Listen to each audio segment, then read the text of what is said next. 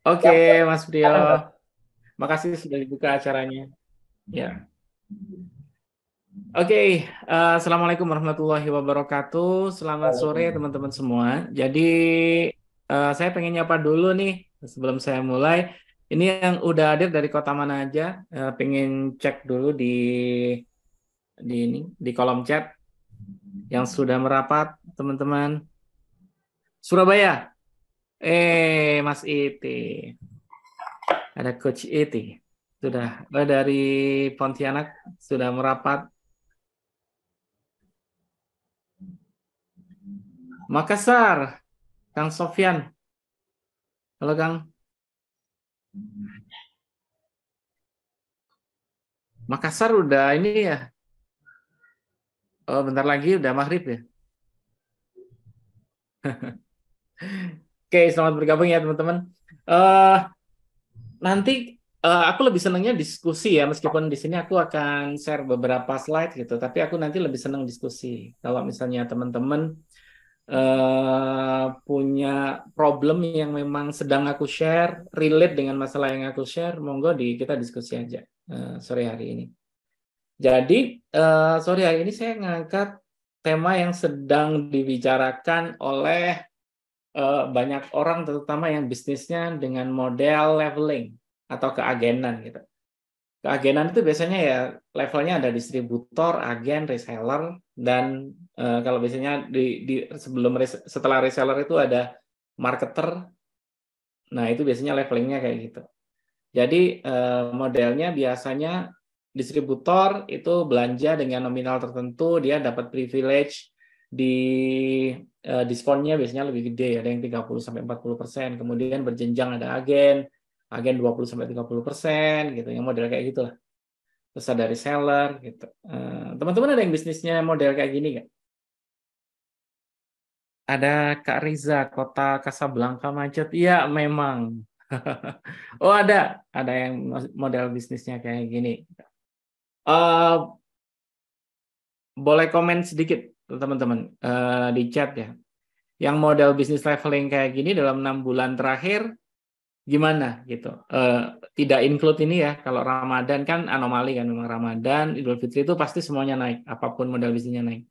Tapi sebelum itu gitu, 6 bulan terakhir itu kondisi gimana? Oh, ada penurunan. Ya, ngerasain penurunannya. Itu ada lagi? Itu bukan hanya satu dua orang yang curhat, rata-rata yang model bisnis kayak gitu memang ngerasain luar biasa gitu. Penurunannya signifikan. Ada yang omsetnya sisa 30% aja ada. Rata-rata udah di tergerusnya 40% ke atas. Jadi sisa 60%, 50% gitu. Bahkan ada yang sisa 30%. Kalau teman-teman masih kepotongnya 10-20% sih masih aman ya. Tapi kalau ngerasain ngerasain penurunan omsetnya udah di atas 50%, itu berarti ada sesuatu yang salah dan kita harus do something, ya harus melakukan sesuatu. Kalau nggak gitu ya ya akan terus turun gitu, bisa-bisa malah mendekati nol gitu ya. Ya sayang kan, itu kan dapur kita gitu. Kita biasanya dapat wasilah rezeki ya dari situ ya. Makanya harus benar-benar ini ya, benar-benar kita jaga gitu. Nah, sekilas kalau misalnya kita ngomongin kenapa sih sebuah bisnis itu ngalami penurunan? Ini kadang bukan bisnisnya. Kalau yang saya bahas di sini, ini bukan bisnisnya. Bisa jadi bisnis teman-teman model kayak skincare atau mau teman-teman jualan fashion atau apalagi ya. Yang paling umum sih biasanya yang dibuat model leveling itu biasanya fashion, terus model-model skincare, kosmetik dan lain-lain gitu. Biasanya sih yang komoditas seperti itu. Nah, apa sih kira-kira yang bikin itu menurun gitu? Ini aku pancing diskusinya dengan slide ya. Terlihat nggak teman-teman slide-nya? Terlihat, Coach. Cek Mbak. Lihat ya, terlihat dan terbaca ya. Jangan sampai kelihatan aja dan tidak terbaca. Oke, temanya sederhana sih. Gimana sih kita selalu fit to the market gitu. Karena kalau kita nggak fit to the market, meskipun produk kita benar gitu, tapi model bisnis kita kayaknya nggak cocok gitu, nggak fit, ya nggak dapat duit juga gitu. Kayak contoh, misal kayak dulu hotel lah ya, hotel zaman pandemi, siapa sih sebenarnya yang nggak butuh penginapan? Sebenarnya banyak orang yang masih butuh, tapi karena traveling terbatas gitu, orang berpergian terbatas, akhirnya apa? Orang jarang ke hotel gitu. Karena secara kebijakan memang sangat ketat. Nah, terus habis itu pas kondisi itu akhirnya aplikasi-aplikasi kayak Traveloka dan lain-lain itu jatuh luar biasa. Begitu kebijakan dirubah, jadi yang awalnya hotel ini fit, terus kena pandemi jadi nggak fit, terus kemudian kebijakan berubah lagi, dia jadi fit lagi. Jadi dia cocok lagi dengan kondisi market. Market fitness itu dinamis kayak gitu. Jadi kan kecocokan antara produk dengan market itu berubah-ubah. Jadi nggak statis. Karena situasinya berubah ya berubah. Nah ini untungnya kayak pemerintah nggak ada pembatasan masalah ini ya.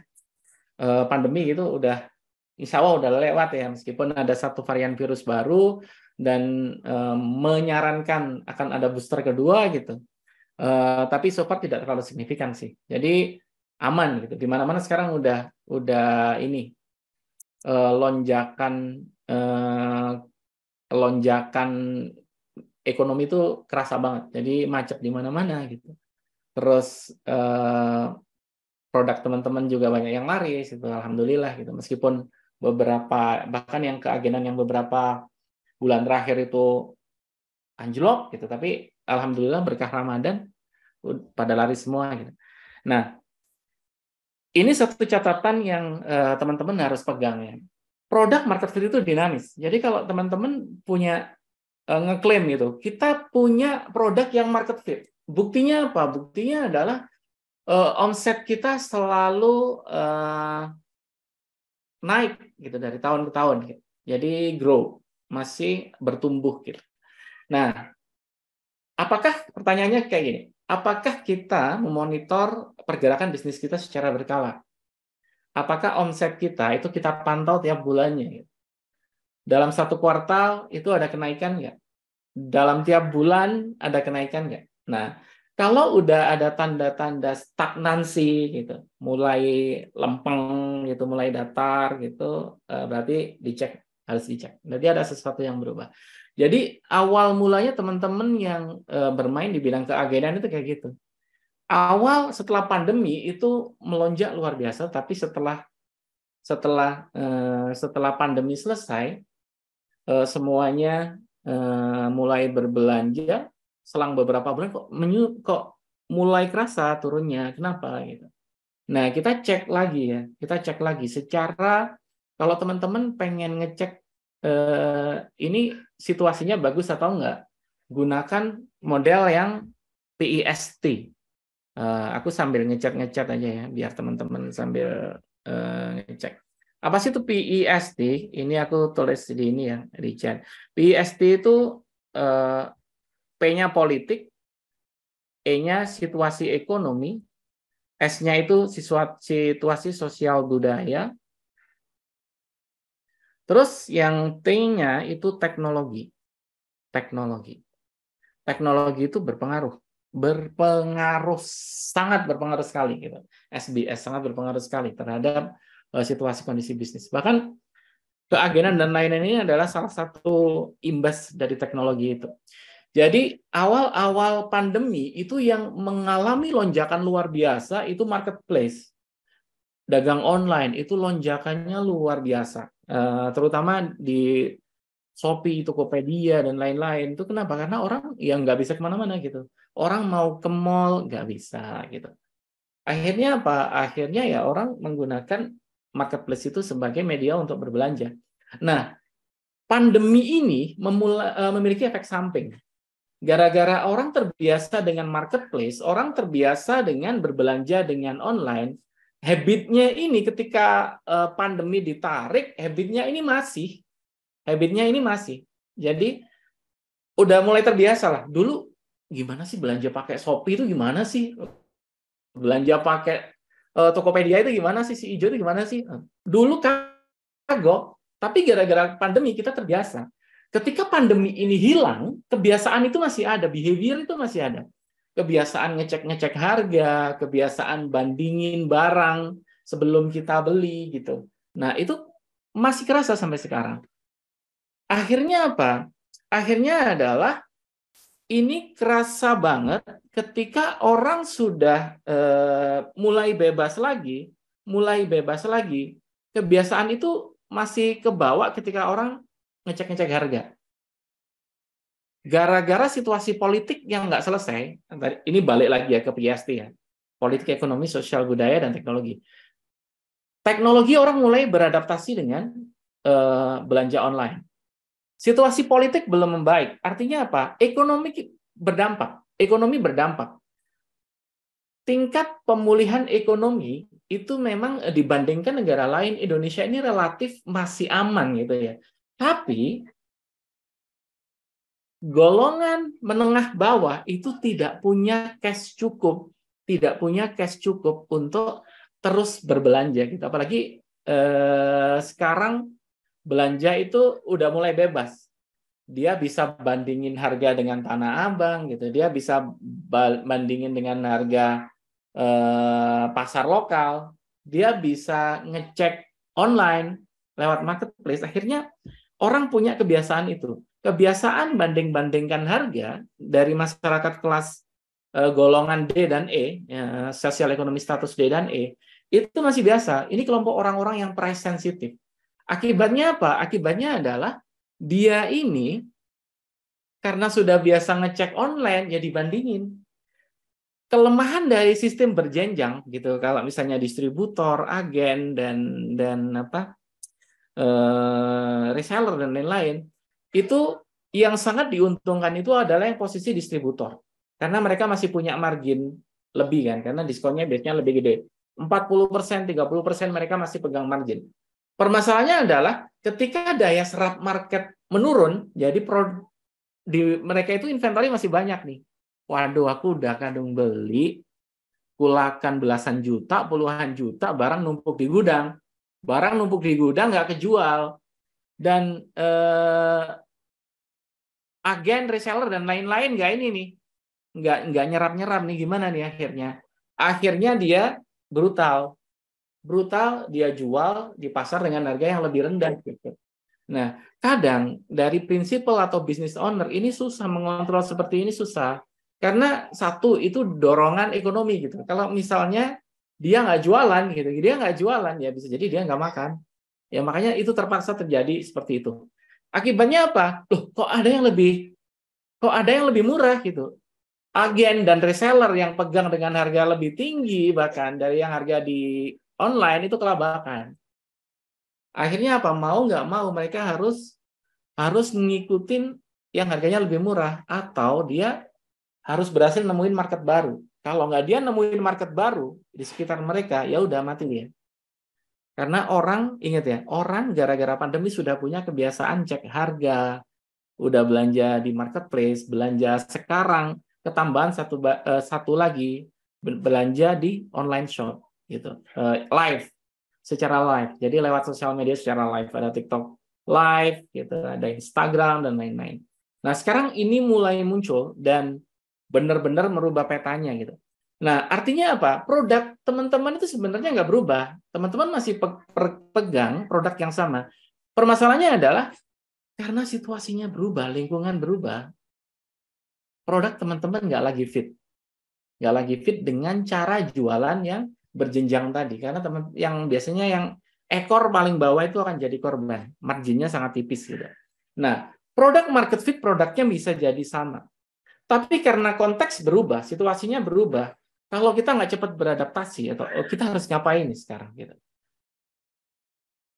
Penerimaan market turun dan kita bisa kolaps gitu. Nggak akan terjual. Saya sekali lagi menekankan tentang pentingnya produk market fit. Gitu. Kenapa sih produk market fit itu penting? Nah, salah satu kecocokan kita dengan situasi market itu ya parameternya produk market fit. Nah, saya pengen ini ya, teman-teman ya, tanya ini. Nanti responnya di chat boleh. Saya punya biasanya saya acara-acara ya buat senang-senangan sama anak gitu. Oh, ulang tahunnya kakak, ulang tahunnya adik, kita bikin balon-balonan gitu di rumah gitu buat rame. Nah, kadang ada balon itu yang bocor gitu. Nggak tahu di mananya yang bocor. Misal nih, dengan sekuat tenaga saya tetap niup balon ini gitu. Kira-kira gimana? Apakah gelembung atau gelembung sebentar kempes lagi atau bahkan ya udah nggak nggak ngefek gitu. Monggo diskusi di chat. Nggak ngefek gitu. Nggak ngefek ya, responnya nggak ngefek ya. Kalau misalnya kita punya balon terus kemudian kita cek tiup beberapa kali dia gembung terus habis itu kok kempes lagi ya. Yang kita lakukan adalah bukan terus-menerus meniup balon itu, tapi mencari tahu kira-kira apa nih yang salah nih. Kalau tadi ya, yang business leveling. Kalau misalnya sudah dari beberapa fakta di lapangan ini kok memang kayaknya nggak works deh. Jangan terus nambah distributor reseller gitu karena nanti dampaknya juga ini akan sama saja gitu. Kadang teman-teman di distributor atau agen kadang perilakunya seperti ini. Ketika menemukan produk tidak lagi fit gitu, tidak lagi fit. Misalnya dia jualan di satu brand gitu, katakanlah brand A gitu. Loh, di brand A kok nggak rame ya? Terus kemudian yang dia lakukan apa? Yang dia lakukan adalah menambah kulakan lain dari brand yang lain juga gitu, dengan konsep model yang sama. Padahal tadi yang harusnya kita perhatikan adalah model bisnisnya ini harusnya berubah gitu. Gara-gara kita yang di ujung, agen, reseller, terus dropshipper, marketer itu kurang diuntungkan, kita malah nambah brand lain. Jadi diagnosanya salah nih, diagnosanya salah, solusinya salah juga. Gara-gara jualan kita di brand A nggak laku, akhirnya kita nambah stok dari barang lain. Nah, akibatnya apa? Akibatnya ya serapan pasarnya juga nggak jauh beda, kecuali kita memang ngambil barang yang murah banget. Nah, ini beda kasus. Ini alasannya beda. Jadi bukan masalah model bisnis. Jadi masyarakat yang menengah bawah tadi yang memang harus disodori barang yang lebih murah, nah itu baru keserap. Jadi bukan gara-gara produknya, tapi gara-gara harganya yang memang lebih murah. Itu masalah price sensitive. Nah, kembali ke kasus balon tadi. Kasus balon ini sama dengan kasus bisnis tadi. Jadi kalau sebuah bisnis itu tidak diperbaiki lubang-lubang yang ada di bisnis tersebut, ya bisa jadi meskipun kita gelontorin berapapun dana kita injek ya udah mati lagi, kempes lagi gitu. Makanya penting bagi kita untuk cek lagi ini kira-kira masalahnya di mana sih gitu. Jangan-jangan produknya produknya sih kayaknya nggak masalah karena di situ jualan juga rame gitu. Model bisnisnya, nah bisa jadi kalau misalnya model bisnisnya berubah, bisa jadi itu berubah. Nah ini beberapa masalah ya yang mungkin mempengaruhi produk market fitness. Pertama kualitas dari produk. Orang banyak beli, kemudian nggak balik lagi, bisa jadi karena dia kecewa dengan produknya. Bisa jadi dia kecewa dengan pelayanannya, bad customer care. Dia komplain, ngechat si admin gitu, balasnya besok, balasnya minggu depan, balasnya kita tinggal umroh pulang baru dibalas nanti. Jadi kayak gitu, terlalu lama. Bad customer care, nah ini jadi sebab juga. Terus target market yang salah, ini teman-teman harus cek lagi karena biasanya teman-teman kalau jualan produk itu di SKU yang mana nih yang paling laku? Kalau teman-teman didominasi SKU yang mid-low, yang menengah ke bawah, teman-teman cek lagi nih. Kalau di situasi sekarang, itu serapannya masih bagus nggak? Serapan pasarnya. Nah, bisa jadi teman-teman salah target market, produknya sama, misalnya teman-teman jualan baju di harga 300.000, 400.000, situasinya berubah, tapi teman-teman tetap nyodorin barang itu ke market yang udah nggak pegang lagi banyak duit gitu. Nah, ini masalah. Terus bad pricing. Jadi pricing bisa jadi harus disesuaikan. Situasinya berubah, teman-teman harus menyesuaikan. Tapi produk saya kan premium, saya nggak ingin produk saya terperosok dalam kubangan perang harga yang durjana gitu. Nggak kayak gitu juga gitu. Ya kalau misalnya teman-teman pengen menjaga marwahnya brand teman-teman masih tetap tinggi, oke, ya tinggal bikin second brand. Bisa jadi brand lain yang kualitasnya lebih ekonomikal, gitu. Lebih ekonomis dan terjangkau. Ada juga timing, bad timing. Teman-teman muncul di situasi yang salah. Timing ini luar biasa pentingnya sih. Nanti kita bahas ya masalah timing ini. Yang terakhir itu fierce competition, kompetisi yang super kejam, super duper kejam. Nah, kadang persaingan dari sebuah bisnis itu bukan hanya kayak misalnya skincare, ada brand A, B, C dan lain gitu. Itu masih oke, itu permainan antar brand itu masih wajar lah. Yang nggak oke itu adalah permainan satu brand tapi beda level itu permainan. Nah, itu nggak oke sama sekali gitu. Distributor saingan sama agen, saingan sama reseller. Distributor karena barangnya nggak banyak keserap gitu, akhirnya dia banting harga dan jualan langsung gitu ke reseller. Nah, ini yang nggak oke itu kayak gitu. Nah, cek nih situasi di bisnis kita, ada nggak di antara 6 faktor ini, ada nggak yang nyangkut gitu, yang kayaknya aku ada masalah di ini nih, target market yang salah nih, customerku kayaknya sekarang daya belinya udah mulai menurun gitu. Itu terbukti biasanya di harga yang menengah itu udah angka keserapannya lebih rendah, tapi yang harga barang-barang produk kita yang lebih low end itu keserapnya lebih tinggi. Nah, biasanya itu indikator yang wrong target. Cek di komen deh, teman-teman ada yang bisnisnya terdampak di antara 6 faktor ini, ada nggak?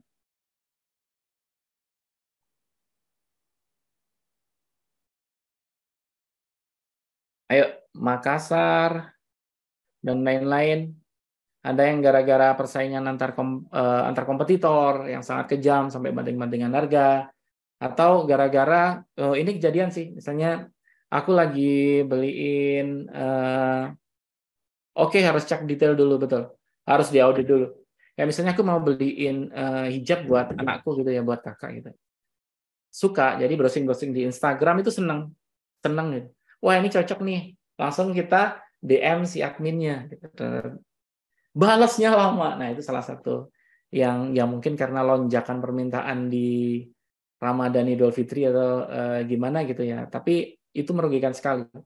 Dan kita harus chat lama ini baru ke reply setengah hari, kadang 1 hari besoknya. Nah, padahal kita benar-benar pengen beli karena suka. Jadi teman-teman harus audit ini ya. Jadi titik-titik ini jangan sampai teman-teman tetap gelontorin dana, gelontorin budget, dimodalin lagi. Ini kok surut ya? Udah injek duit lagi. Masalahnya bukan di situ, teman-teman. Audit secara menyeluruh dulu. Masalah kita di mana? Baru kita pikirkan solusinya. Nah, sebenarnya product market fit itu adalah irisan antara value yang kita tawarkan. Value yang kita tawarkan itu berarti sudah satu paket ya. Kita nawarin value ini, baju muslimah, baju syar'i dengan bahan adem, dengan harga sekian. Yang needs itu berarti needs. Kalau wants itu apa? Wants itu untuk membuat Anda tampil cantik selama silaturahmi Idul Fitri. Nah, itu salah satu. Wants itu udah memasukkan unsur emosi. Customers needs and want. Jadi customer kebutuhan physical customer dan kebutuhan emosional customer itu ketemu dengan value dan harganya cocok. Gitu. Karena nanti harga yang akan ditebus customer itu harga dari produk itu ya. Value-nya cocok tapi harganya nggak cocok, dia nggak fit namanya. Jadi kayak tadi baju 300.000, 500.000 untuk sebuah gamis itu kemarin fit, tapi bisa jadi sekarang nggak fit. Pengennya 250.000 atau 400.000 dapat 2, gitu. Pengennya seperti itu. Fitnya sekarang kayak gitu. Nah, itu mencari tahu seperti ini yang jadi PR ya teman-teman. Biar nggak ini ya, biar nggak bingung, saya kasih gambaran lagi. Teman-teman pernah pegang ponsel yang di sebelah kanan nggak? Nokia nggak? Kalau ini kan ponsel ini ya, udah pada paham semua lah, iPhone 13. Kalau yang kanan Nokia versi jadul, Nokia 1110. Pernah. Nah, saya juga kalau saya dulu favoritnya 3530 yang ada MMS-nya. Oke, pernah. Sekarang pertanyaannya adalah, menurut teman-teman, yang produk market fit itu yang mana? iPhone atau Nokia? Boleh respon.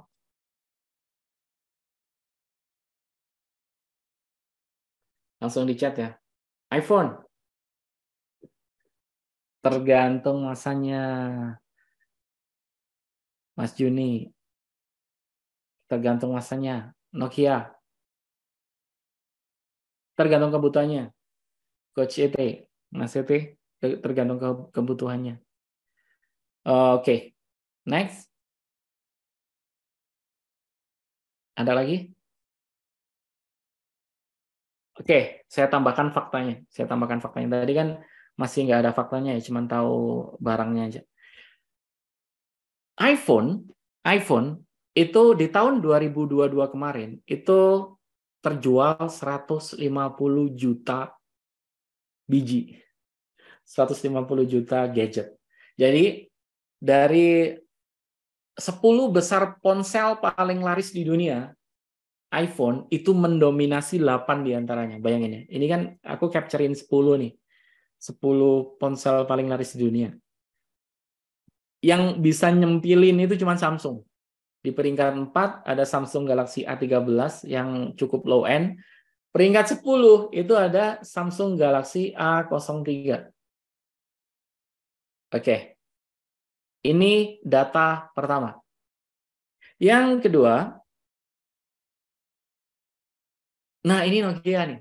Nokia yang aku share di sini itu Nokia 1110 atau 1110. Itu masa kejayaannya 2005. Yang masih ingat zaman-zaman itu aku masih kuliah ya. Masih kuliah itu 2005. Itu favorit banget. Masih awal-awal kuliah. Itu terjual 250 juta di seluruh dunia. 250 juta di seluruh dunia. Oke, pertanyaannya, kalau tadi pada zamannya, kalau pada zaman sekarang, 10 ponsel terlaris itu kan didominasi oleh ini ya, didominasi oleh iPhone ya. Kalau sekarang 10 pada zamannya 2005, 10 ponsel terlaris itu didominasi oleh Nokia. Bahkan bukan hanya 10 besar tapi 11 besar. Cuman di posisi 7 dia disalip oleh Motorola Razr. Nah, pertanyaannya adalah mana yang lebih fit, lebih produk market fit? iPhone atau Nokia? Yuk, respon di chat ya. Udah saya kasih data.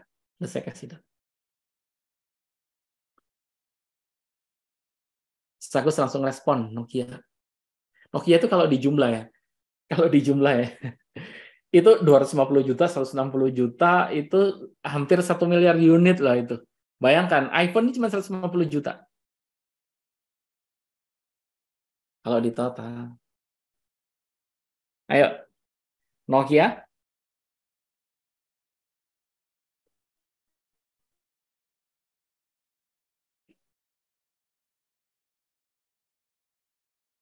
Oke. Produk market fit itu sebenarnya adalah perpaduan antara bertemunya antara kebutuhan dari customer. Jadi customer memang butuh produk itu secara value. Terus yang kedua, story-nya juga jalan, unsur emosinya juga jalan, unsur emosional juga jalan. Jadi kalau Nokia itu sisi fungsionalnya jalan sekali. Tapi Nokia pada saat itu salah satu tren juga. Beberapa model itu bahkan jadi buruan. Ada yang bentuknya kayak daun gitu kalau nggak salah 7610 atau berapa. Ada yang Nokia gaming, ada yang paling laku high end itu 6600. Nah, itu Nokia paling favorit banget itu pada zamannya. kelihatan agak mentereng.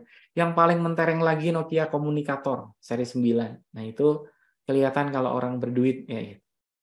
Ya meskipun itu masih butuh validasi lagi ya, karena kalau di BCA prioritas gitu yang masuk ke situ biasanya yang HP-nya biasa-biasa aja, yang Nokia jadul-jadul ya. 1110 gitu atau 2320 dan lain-lain, Nokia jadul, kadang karetan coba. Nah, itu yang masuk ke prioritas itu kayak gitu kan.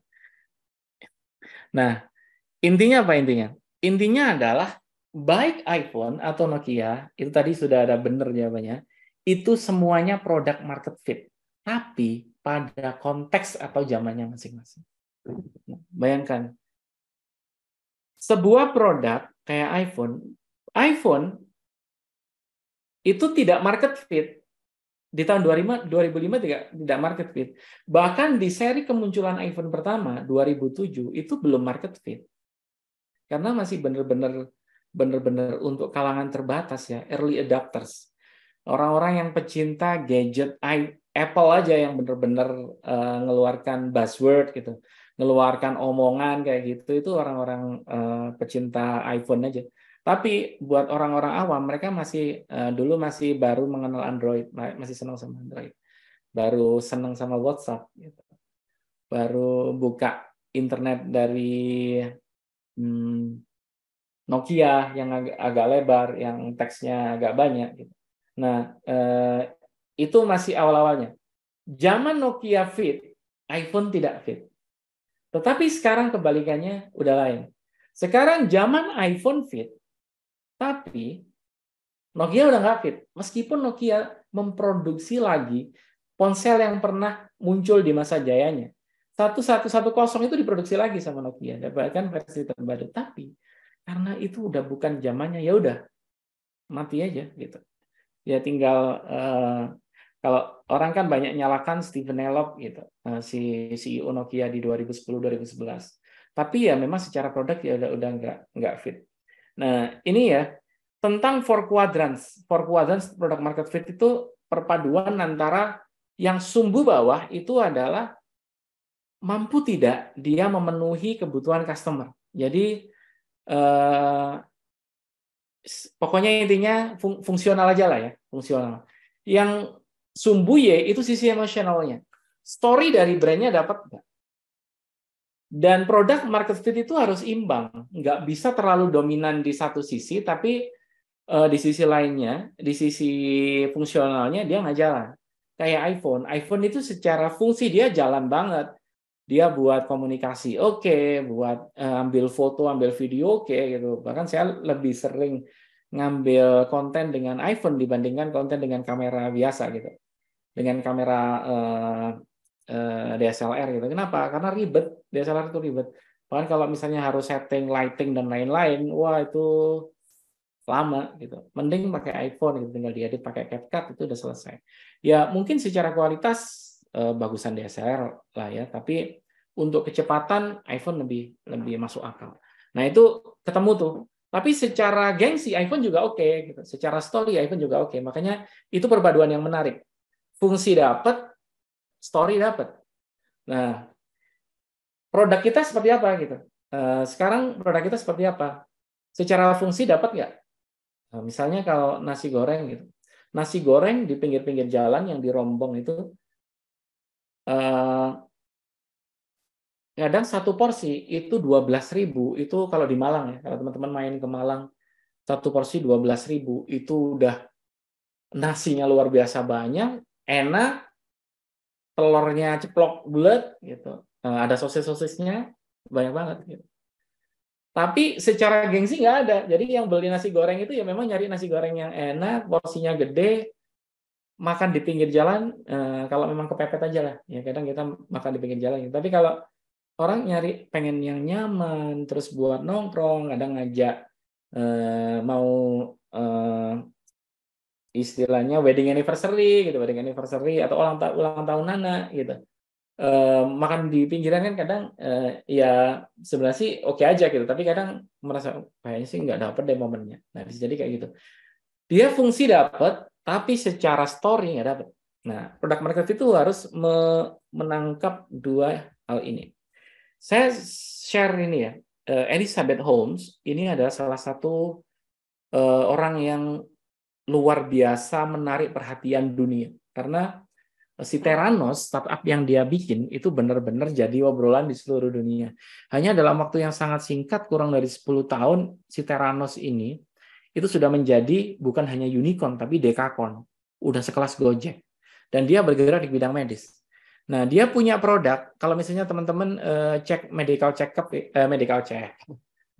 up ke Prodia atau ke mana mana ya yang ya Paramita atau Parahita ngecek darah gitu kan diambil sampelnya kan banyak banget gitu kan. Nah, Theranos ini punya solusinya.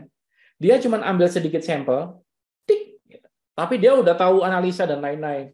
Oh, heboh kan? Dunia heboh. Takjub lah sama temuannya si startup ini. Akhirnya apa? Story-nya dia kena, investor semuanya, wah ini alatnya bakalan dibutuhin semua rumah sakit, semua klinik di seluruh dunia. Akhirnya dia chip in. Pendanaan itu dia luar biasa. Dia luar biasa ini ya, luar biasa gencarnya sampai dalam waktu singkat dia udah menjadi dekakorn. Bahkan dia digadang-gadang si Elizabeth Holmes ini digadang-gadang sebagai the next Steve Jobs. Sampai segitunya loh orang ngobrolin si Holmes ini.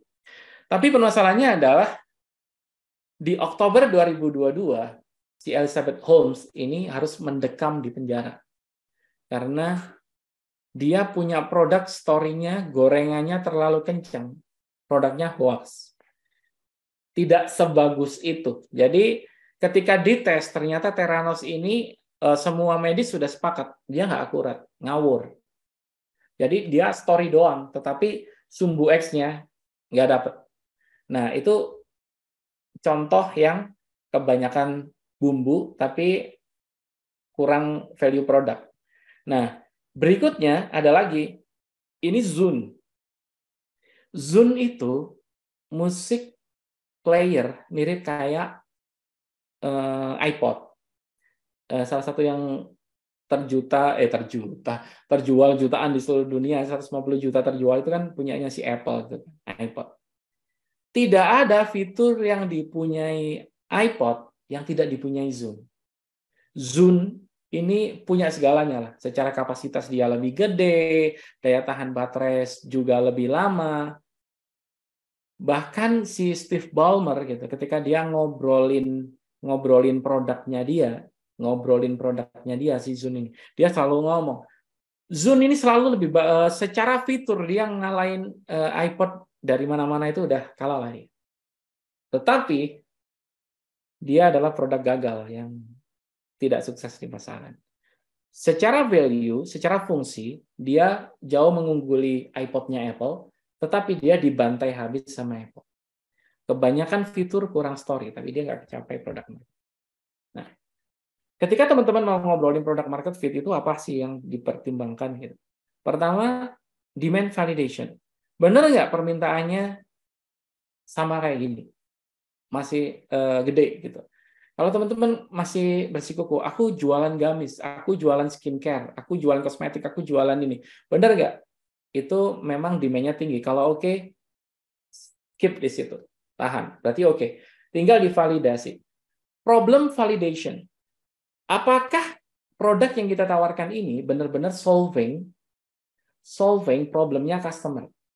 Saya punya cerita karena saya kan ada lagi running bisnis agritech ya. Agritech itu teknologi pertanian. Jadi kita menghadirkan teknologi untuk membantu petani budidaya pertanian. Jadi dia dapat biar tujuannya apa? Tujuannya biar dapat panennya lebih tinggi, terus biaya budidayanya juga lebih murah. Nah, itu salah satu yang kita gagas gitu. Nah, salah satu produk yang kita offering ke petani itu apa? Drone.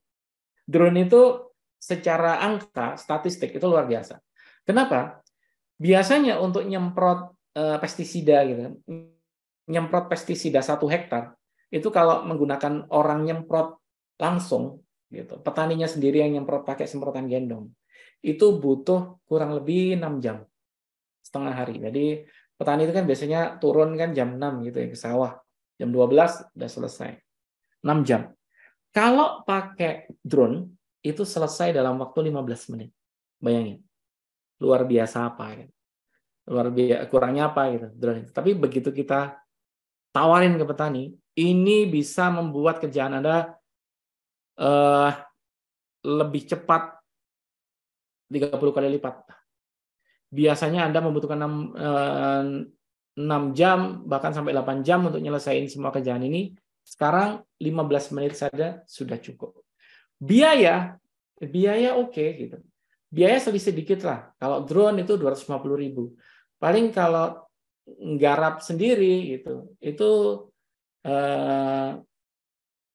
bayar orang ya, bayar buruh semprot itu Anda membutuhkan 200.000. Jadi selisihnya nggak banyak. Tapi Anda bisa menghemat waktu Anda dari 6 jam cuma 15 menit. Kira-kira menurut teman-teman, keserap nggak produknya? Fit nggak sama market? Jawabannya Mas Yuni. Kalau kerjaan cepat selesai, terus alasan saya ke sawah apa gitu. Ini kocak ya, jawabannya kocak ya. Tapi ini benar. Ini jawaban benar, ini valid ini. Jawaban Mas Juni itu valid. Jadi ketika kita jualan produk itu kita harus benar-benar, saya nggak minta jawaban lain ya, karena jawabannya Mas Juni ini langsung kena ya. Karena ini benar-benar jawaban petani seperti itu. Nah, kalau misalnya saya ke sawah, gitu, saya ke sawah 15 menit selesai, terus saya ngapain?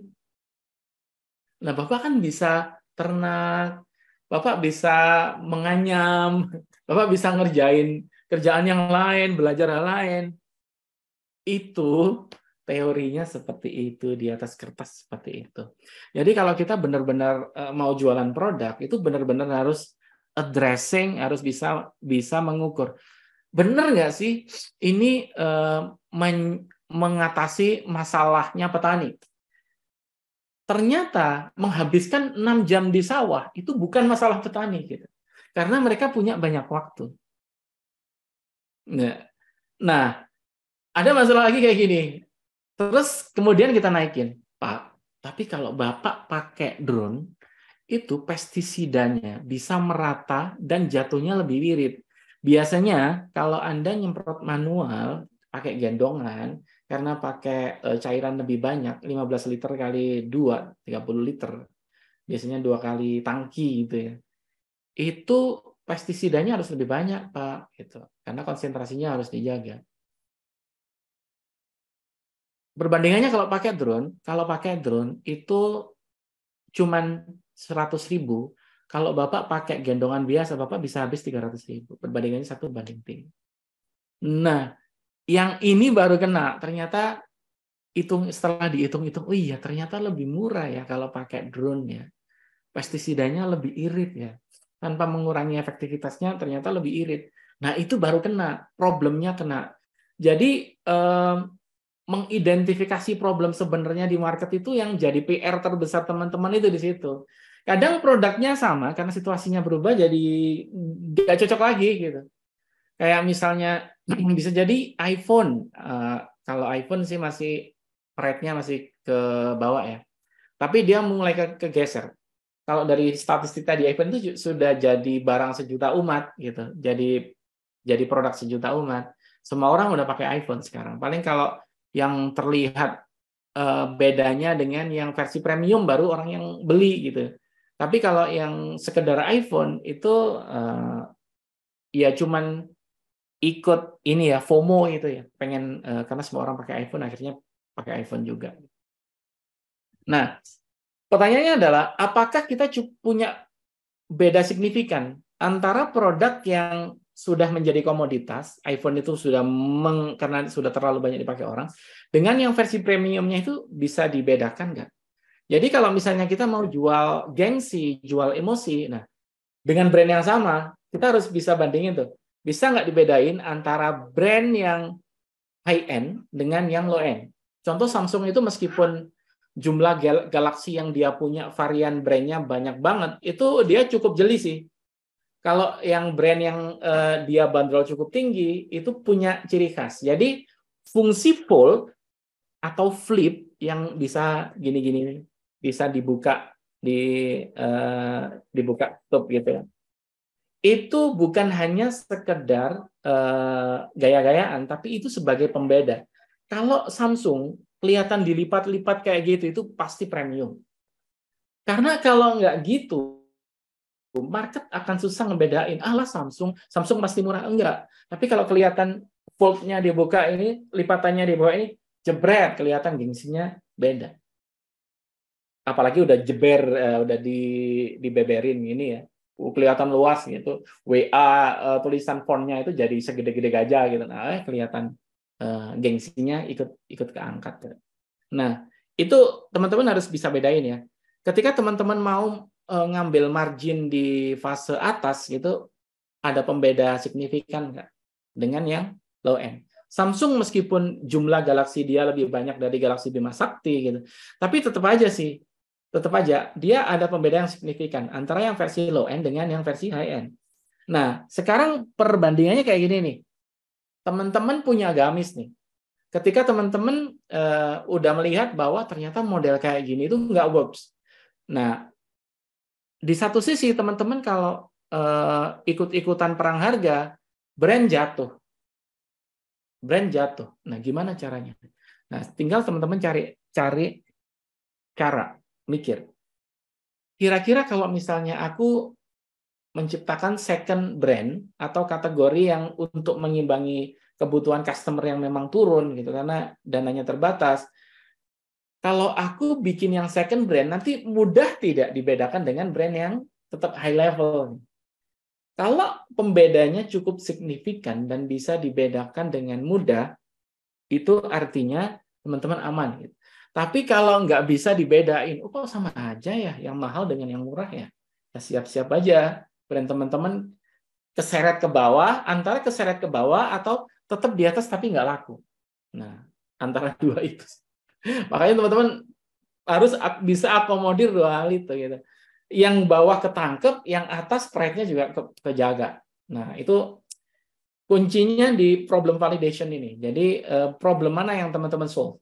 Kalau teman-teman cuman solving fungsional gitu kayak misalnya yang penting gamis modelnya lumayan gitu, tapi nggak usah mikirin inilah bahan skenanya aja lah, yang penting kelihatan pantas gitu. Nah, berarti teman-teman ya menyasar yang bawah, segmen menengah bawah. Siap-siap bertarung di harga situ gitu. Tapi kalau teman-teman masih memikirkan produk kita nggak sesimpel itu gitu. Kayak misalnya si Zafir gitu.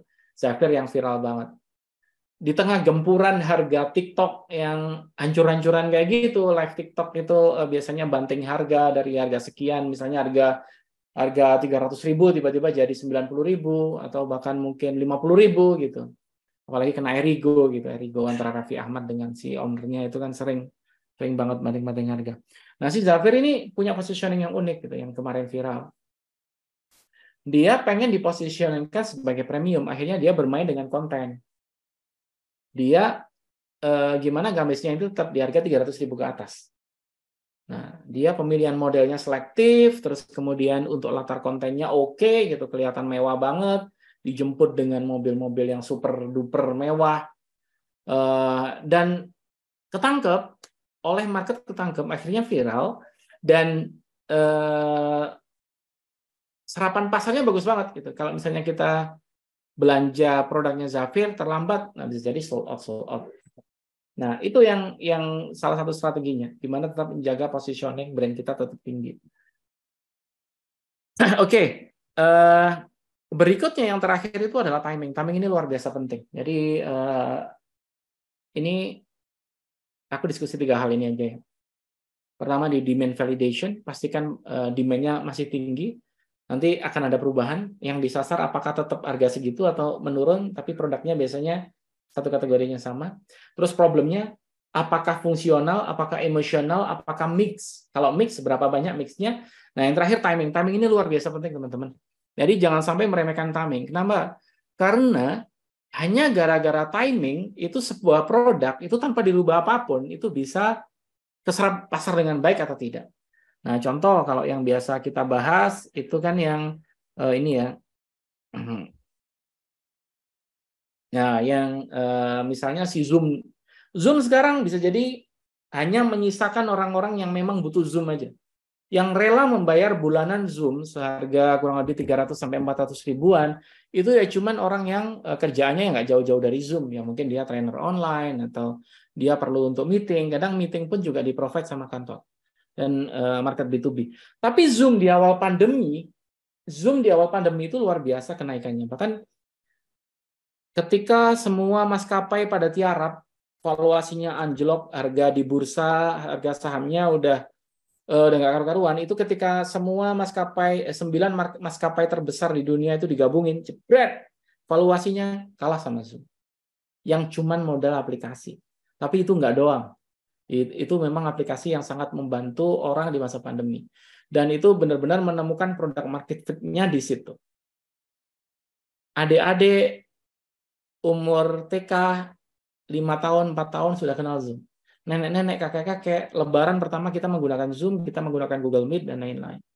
Tapi sekarang Zoom udah stagnansi lagi. Jadi seperti perusahaan teknologi lainnya, karena sudah fit-nya udah bergeser, ya dia harus pecat karyawan juga, sama kayak Google, Facebook yang merumahkan lebih dari 10.000 karyawan, gitu, 12.000 karyawan. Nah itu wajar karena memang udah nggak fit lagi, menurun lagi. Bahkan si Zoom itu CEO-nya nggak diambil gajinya sampai segitunya, empatinya buat penurunan perusahaan. Ya memang secara timing, secara konteks itu udah nggak fit lagi.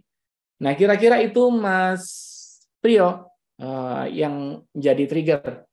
Jadi teman-teman, pesan saya adalah kalau teman-teman melihat, oh ternyata sistem agen udah nggak perform lagi ya, ya teman-teman harus cari tahu caranya gimana dapur bisa ngepull. Nah, salah satunya adalah mungkin saya kasih trik ya. Tidak ada bisnis yang bisa terus berjalan tanpa pegang database dari pelanggan. Nah, kuncinya di situ.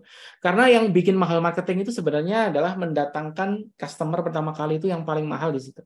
Tapi kalau kita sudah pegang database-nya, sudah pernah jualan ke mereka, kalau kita pernah jualan ke mereka, pegang database-nya, ya udah kita dapat dari situ. Kebanyakan prinsipal atau business owner atau brand owner itu banyak yang collapse di masa sekarang karena dia tidak punya database. Semua database itu dipegang distributor, dipegang agen, dipegang end user. Akibatnya apa? Ketika reseller, agen, distributor nggak perform, si distributor ini mati kutu juga gitu. Dia karena nggak pegang apa-apa, dia mau ngejualnya ke siapa? Aku nggak pegang produk. Sedangkan si distributor, agen, dan reseller kesulitan ngeluarin barang karena daya beli market udah berkurang juga. Nah, dilemanya di situ. Nah, teman-teman, kuncinya adalah cepat recovery jika teman-teman cepat ngumpulin database. Caranya gimana? Nah, itu kalau ada sesi lain itu kita bahas khusus ya. Strategi ngumpulin database.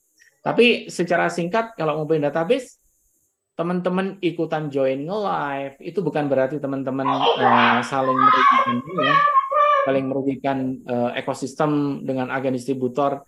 Enggak juga, itu salah satu strategi untuk tetap survive dulu. Teman-teman sambil ngumpulin database. Nah, distributor, agen, dan reseller itu juga kita train nge-live juga gitu biar serapan marketnya juga tinggi juga.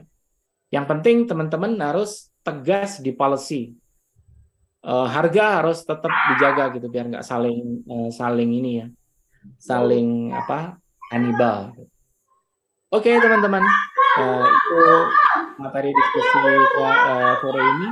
Monggo kalau mau ini ada yang ingin ditanyakan atau didiskusikan, saya kembalikan ke Mas Priyo. Baik Coach, terima kasih banyak nih Coach di sore hari ini. Nah ini kita buka nih beberapa pertanyaan teman-teman untuk sesi diskusi di sore hari ini. Yuk, yang mau tanya langsung silahkan. Kita nanti Yuk, undang sebagai partisipan, insya Allah sebagai kita ada 10 ya. menitan ya Mas Priyo ya. Ya, siap, Coach. Ini sudah ada, Coach, dari Mas Arya nih, Coach. Hmm. Apa yang dialami Zoom sekarang dialami juga oleh startup edtech seperti Ruang Guru dan Genius. Ya, tepat sama. Jadi apa yang dialami startup ya sebenarnya sih bukan ini ya, bukan hanya edukasi ya. Kebetulan yang sama Mas Arya sebutin itu Ruang Guru dan Zenius itu kan di edukasi. Itu ngerasain hal yang sama. Termasuk Evapora itu adalah yang besar karena pandemi. Evapora itu kita dikenal banyak orang, terus bisa dapat klien-klien korporasi itu pas pandemi kita dapat banyak banget. Sekarang Evapora lebih banyak ke B2B malahnya. Jadi nggarap event-eventnya perusahaan gitu lebih cocok di situ. Makanya kita tetap kita sharing ya, open ke ini ke UMKM masih bisa gratis ya Mas Priyo ya sampai sekarang alhamdulillah. Ayo kita tunggu-tunggu juga nih teman-teman yang mau sharing bisnisnya masing-masing yang berkaitan dengan sistem keagenan. Boleh, mau sharing boleh, mau curcol gitu. Ya, Di sini tadi ada Bu Nur Hayati gitu mau curhat juga boleh. Ada Kang Ite, Mas Agus, Kang Juni. Coach, kalau seandainya sistem keagenan itu sudah tidak optimal dipakai, apakah bisa bertahan gitu, Coach? Atau memang beralih dengan sistem yang lain gitu, Coach? Oke, keagenan itu sebenarnya bisa disiasati, Mas Priyo. Jadi ada model keagenan dari sistem digital juga ada. Jadi kayak misalnya contoh nih, kita sama-sama nge-live-nya nih ya, sama-sama nge-live-nya si brand owner nge-live, terus si agen juga nge-live. Bisa jadi kalau agen atau distributor sudah punya lebih banyak follower dibandingkan dengan ini dengan si prinsipal ya itu bisa serapan pasarnya juga lebih bagus gitu. Terus sekarang salah satu yang market fit itu adalah model affiliate. Jadi kayak misalnya brand owner ke affiliate gitu. Nah, si distributor dan agen ini bisa juga beralih ke model affiliate juga gitu. Dengan membeli privilege. Membeli privilege seperti apa? Kalau ke affiliate biasa itu biasanya bonusnya mungkin cuman komisinya 5%. Tapi kalau privilege affiliate atau special affiliate itu bisa diberikan di 20%, 30% dan lain-lain. Itu bisa diatur. Tetap modelnya affiliate gitu. Tergantung. Jadi kalau cuman beda persaingannya kayak gini aja. Kalau dulu modalnya adalah modal duit gitu Mas Priyo. Jadi harus belanja barang, inventory. Kalau sekarang bisa jadi kita ini aja. Bisa jadi kita nggak setor duit juga. Kita misalnya kita punya follower ya udah kita jadi affiliate ngajukan sebagai premium dengan ini gitu, dengan special diskon. Jadi intinya sekarang yang market fit itu distributor, affiliate atau kalau dulu kan ada dua model. Bukan distributor. Brand owner langsung ke customer tanpa perantara atau brand owner affiliate customer. Kalau istilahnya sekarang itu namanya M2C, manufacturer to customer. Manufacturer to customer itu adalah salah satu model yang fit sekarang. Ditambah sekarang manufacturer affiliate customer, M2C dan MAC. Nah, bedanya itu sih. Sekarang apakah yang distributor dan lain-lain yang sudah ada sekarang apakah itu dihidupkan atau dimatikan gitu? Itu bisa tetap survive jika memang ada value di situ. Contoh misalnya si brand owner nge-live nih, terus kemudian ada distributor di Tulungagung gitu, di Tulungagung. Ini kalau dikirim dari Jakarta itu cost-nya tinggi. Ini kita bisa siasati. Bisa kirim barangnya dari stoknya dari distributor terdekat, itu bisa juga. Karena itu bisa nambah value. Nah, tinggal besaran diskonnya disesuaikan aja dia dapat sebagai apa, distributor atau agen atau reseller. Nah, kira-kira siasatnya seperti itu Mas Priyo. Baik, Coach, terima kasih banyak, Coach. Ya kayaknya kalau bisnis sekarang nih yang kemarin nih sangat berkesan dan sangat perkembangannya pesat sih memang sistem yang begitu ya Coach ya, dari distributor, agen, subagen, marketer. Iya, iya, yang iya. cepat perkembangannya ya. Cuman memang ada kelemahan sih. Bisnis seperti itu ada kelemahan juga, Mas Priyo. Jadi ada brand owner yang saya bilang ini lalai ya. Lalai itu maksudnya gini. Lalai itu dia hanya berpikir tentang selling in aja. Jadi cuman menjual produknya ke distributor, agen, reseller aja. Tapi dia nggak berpikir tentang gimana caranya produk-produk di reseller, agen, dan distributor ini terserap pasar. Nah, ini yang harus dipikirkan oleh si brand owner. Brand owner harus ikut mikir. Cara mikirnya gimana ya? Cara mikirnya mungkin brandnya dikuatin. Brand itu kalau misalnya dia semakin kuat, itu biasanya respon di pasar dia juga ini ya, lebih mudah. Contoh, aku kasih kasih kasih contoh yang konkret itu misalnya Samsung lah ya. Samsung itu kan punya relasi, punya mitra, dia penjual-penjual atau toko HP gitu. Nah, toko HP ini atau outlet-outlet smartphone atau counter-counter HP ini, itu biasanya dari Samsung dapat margin yang lebih tipis dibandingkan dengan yang dia dapatkan dengan brand-brand yang lain. Contoh Oppo, Vivo, dan lain-lain. Dia Samsung relatif lebih tipis. Kenapa dia Samsung berani kasih tipis, sedangkan yang lainnya kasih gede?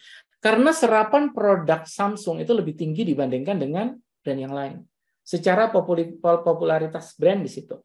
Jadi kalau brand owner sebenarnya komitmen dia invest di brandnya, sampai brand itu awareness-nya tinggi di market, tarikannya tinggi.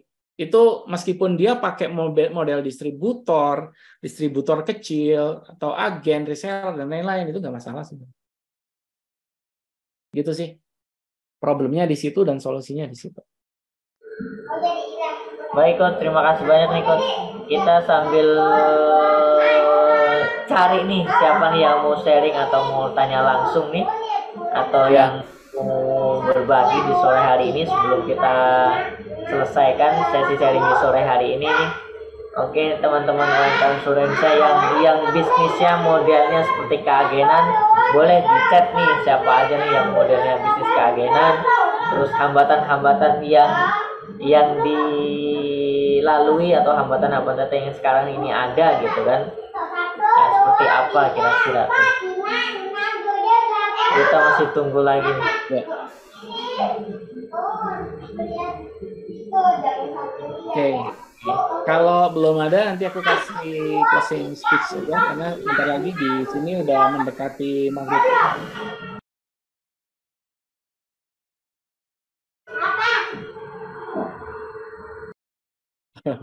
Dari siapa tuh suaranya? Oke. Gak apa-apa. Suara bocor nggak apa-apa. Ini seninya di Evapora kayak gitu. Biasanya anakku sendiri yang lari ke sini. Tadi teriak-teriak anakku masuk. Tapi udah dipanggil sama bundanya. Oke teman-teman, karena waktu di sini, iya, karena di sini udah menjelang maghrib ya teman-teman ya, di Malang ya, bentar lagi berbuka. Aku kasih closing statement aja. Jadi intinya adalah kalau teman-teman memang bisnisnya seperti itu, sebenarnya apapun bisnis teman-teman, cek apakah bisnis teman-teman itu sudah masih product market fit atau enggak. Bisa jadi produknya masih fit, tapi bisnis modelnya udah nggak fit. Ya, kayak tadi ya, kayak kasusnya hijab sama skincare itu kan kebanyakan seperti itu.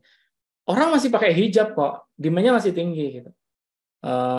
Yang di istilahnya di Tanah Abang juga masih laris gitu. Masih banyak yang di sana gitu, orang kulakan di sana. Store-store apalagi sekarang ya, Ramadan masih ramai. Cuman permasalahannya adalah apakah yang kita jalankan itu bisnis modelnya masih cocok nggak gitu dengan yang sekarang. Kalau misalnya nggak cocok gitu, teman-teman harus memikirkan gimana solusinya. Apakah kita mau growing database sendiri gitu. Growing database sendiri berarti ya kita ikut arus dulu aja nggak apa-apa gitu. Kayak misalnya sekarang lagi rame nge-live ya belajar nge-live. Cara nge-live yang rame itu gimana sih? Sebenarnya kuncinya live rame satu sih, konsisten aja. Teman-teman yang penting punya waktu khusus atau ajak itu nge-live. Nah, itu insya Allah bisa growing sendiri gitu audiensnya. Nah, intinya adalah beradaptasi sih. Kalau memang nggak fit, apa yang perlu diperbaiki, database kurang, ya ditambah gitu.